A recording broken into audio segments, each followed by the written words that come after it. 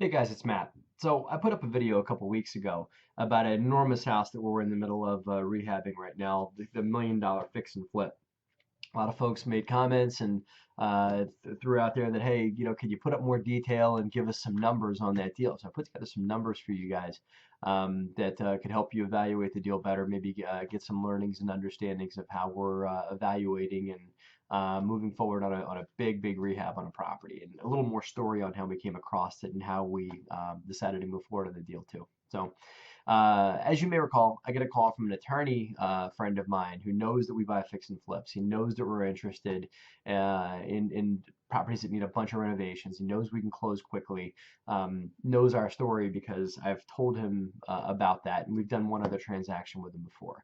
So he calls me and says, "Hey, I got a deal it's just an inch away from the sheriff's sale steps, so you got to close quick, but it's a great deal and a great opportunity. Here's the stats.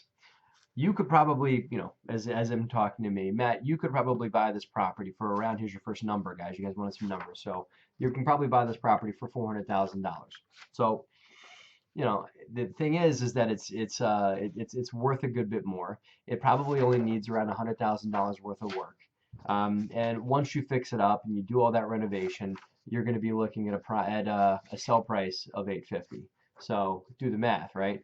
Um, and I said, that sounds fantastic. And he said, well, here's the thing. He said the seller is going to look for a little chunk of change to go away. He's going to want a percentage of your profit on the back sale of the deal. And me, your attorney, although I'm a very nice guy, I'm going to want a chunk of the backside of the deal. So the attorney wanted 3.5% of the sell price on the property. So do some math. 3.5% on $850,000 is a lot of money. So that was his fee on the deal. The seller also wanted a chunk of profit on the deal, which amounted to about $25,000 that he wanted once the property sold, and he wanted a little bit of money up front when we closed, and then a big chunk of money on the back end of the deal when we resold the house. Sometimes that's common. Sometimes wholesalers may ask you guys for those types of things. Depends on if you want to have somebody hanging around and getting a chunk of your profit on the back end of the deal. I'm not the biggest fan of that, but it also does limit your closing costs going up front. You don't have to pay those fees going into the deal, and they can just convert that into a lien or get some sort of a written agreement from you that you're going to pay that when you sell the house. So that was the conversation coming up front, and I said, okay, great. This is a big chunk of purchase price and construction. You're talking over $500,000 worth of money to put together to do this deal, and we had to close really, really quick.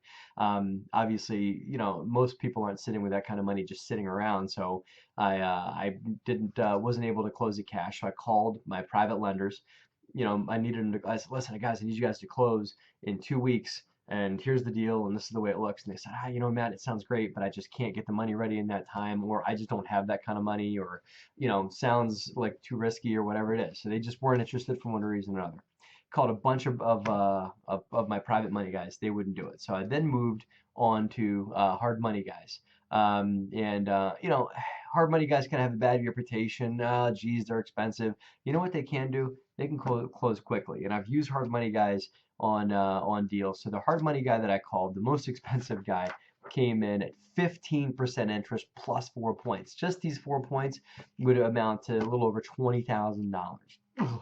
To choke on that. Plus the 15%, do the math on how much that is on a $500,000, right? On a monthly basis that we'd have to pay, which we'd have to front that on a monthly basis. We'd have to pay that fee as we went along. So wow, we almost went with that guy because he was willing to as you can do the math, he was willing to put up a lot of the money for closing and for construction and stuff because we're well below their normal thresholds for loan to value. So that's all positives, but just we looked at that and said, geez, man, that's just a ton of money. Let's see if we can find another way to go about this deal. So what I did was I called my attorney friend and I said, listen, I need you to buy me 2 more weeks through staying the foreclosure just for 2 more weeks so I can figure this out. He did that. I had to pay him a small fee at closing of $1,000 for his appearances in court and things like that to go and take the deal to court and stay the foreclosure for a couple of weeks. That happened. So good. I got 2 more weeks.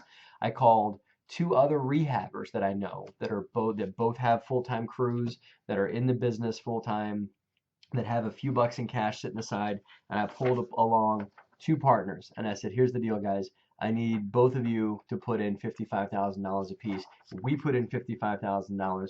The two of them put in $55,000, and the three of us came up with a large chunk of cash. We were able to come up with some equity to go towards closing. One of my rehabbers has a great relationship with a local bank. Believe it or not, this local bank stepped in and says, we can close that deal in 3 weeks. And this is over the holiday season too, right? And the terms that they offered us were 70% loan to value on the property plus 1 point at 5.5% interest. So hey, now we're talking. That's not that bad. The 1 point, that's easy, and they were willing to finance it. The 5.5% interest, that's way more palatable than 15%. And he actually, as part of the loan, as part of the 70% loan to value, was able to come up with an interest escrow, which means they took a year's worth of interest and set it aside in a separate account, and they're drawing that down. So we actually don't even have to write the check because the property was worth so much more than what we're buying it for. They came in and were willing to do all those things. Now they wanted to see a bunch of equity come from us at closing, so we still had to take that 160 some $1,000 and bring that to actual closing and put all of our chips in, and then the bank started funding us construction and things like that afterwards. Now they didn't give us construction money up front. We had to pay for construction and then they reimbursed us. So it took a lot of cash and equity to put together a deal like that with the bank, but I can tell you it was way cheaper than some of the hard money bids that we had gotten. The bank came in and says, great, we love this deal. The problem what we have is we don't like that you're paying that attorney on the back end. We don't like people hanging out till the end of the deal. We, the bank, want to be the only people that are getting paid, except for you, the developer, of course, at closing. So you need to make your attorney, you need to pay them at closing, and you need to pay the seller at closing. So obviously money now versus money a long time from now is a little better deal. So we were able to talk the seller down to $15,000 and a payoff to them, and $22,000 as a payoff to the attorney. Not bad. And it's not a percentage, and we sell the house for more, they're not entitled to any more, and they got paid at closing, and they're out of our hair and don't have to think about them anymore. And the bank insisted upon it, but as we thought about it, it actually worked out to be a really good deal. We've done about half of the rehab on the house. I may be shooting an update video and taking you guys through there again. It's coming out really great. I'm really excited about the house. And we're now doing studies on the market, and we're thinking 850. We might even be $800 to $900,000 in the house. So we're going to do really well. I did have to dilute myself by bringing in a couple of partners, but hey, it's better than not doing the deal at all, isn't it? So those are the numbers on that. You guys asked for numbers. I hope you like my little presentation of the numbers for the deal.